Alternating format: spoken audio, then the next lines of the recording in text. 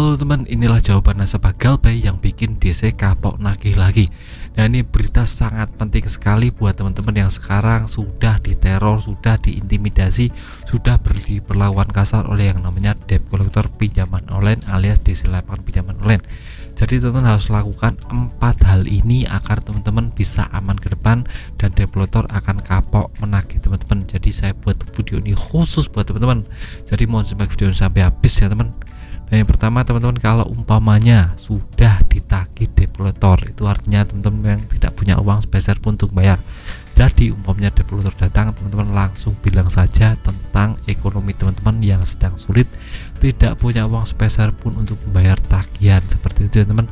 Jadi teman-teman tegaskan kepada debt collector, saya tidak punya uang untuk membayar sekarang, seperti itu teman-teman. Nah, itu dilakukan berulang.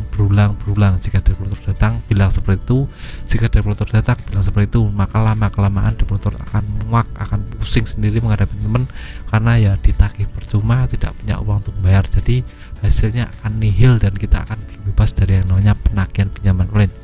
Itu bisa teman-teman langsung lakukan teman. Jadi komitmen untuk tidak bayar itu harus continue terus ya.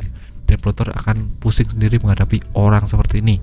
Nah, itu yang pertama. Untuk yang kedua, teman-teman harus bicara, jika saya ingin bayar itu lewat aplikasi bukan lewat kamu, seperti itu teman.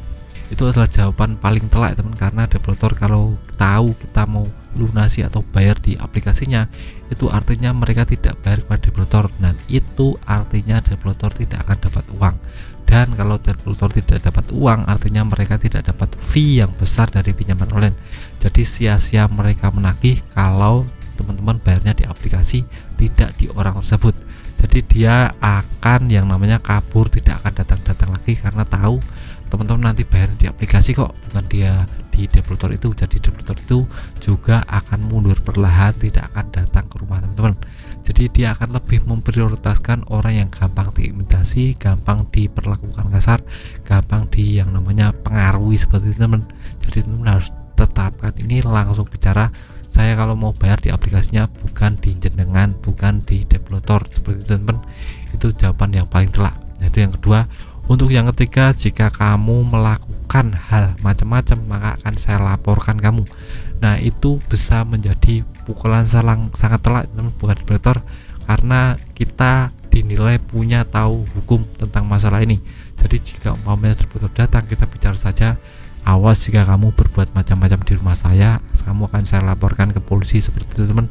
Debt collector akan berpikir ulang, ingin menagih secara kasar, berpikir ulang akan menagih dengan intimidasi, karena teman-teman sudah bicara seperti itu di awal. Jadi debt collector akan mikir 2 kali kalau mau datang lagi ke rumah teman-teman, karena sudah diancam jika melakukan hal anarkis atau sesuatu yang merugikan dia, akan langsung lapor ke Pak Polisi karena sudah meresahkan. Nah, polisi sangat suka sekali dengan lapor masyarakat terkait dengan pinjaman online, terutama debt collector yang kasar, karena polisi ini sudah yang namanya juga muak melakukan berbagai macam hal untuk mengusir debt collector. Kan debt collector ini sangat meresahkan masyarakat. Dari polisi juga ada yang concern masalah ini karena dia juga terjebak pinjaman online, dan kalau umpamanya kita sudah mengancam seperti itu, debt collector akan lari tunggang langgang, tidak akan datang lagi ke rumah teman-teman. Nah, ketiga cara ini harus teman-teman langsung praktekkan agar debt collector tidak datang lagi ke rumah. Dan intinya teman-teman harus terbebas dari yang namanya dijadikan prioritas penagihan. Nah, debt collector kan ada daftar prioritas orang-orang yang langsung ditagih terus-menerus dari hari ke hari ya teman. Jadi teman tidak boleh masuk ke daftar itu. Jadi teman harus lepas dari daftar itu dengan melakukan 3 yang sudah saya bicarakan dari awal. Kalau belum paham ya bisa diulang lagi videonya agar teman lebih paham ke depan. Nah, video singkat dari saya semoga bermanfaat, tapi semangat ke depannya lebih baik.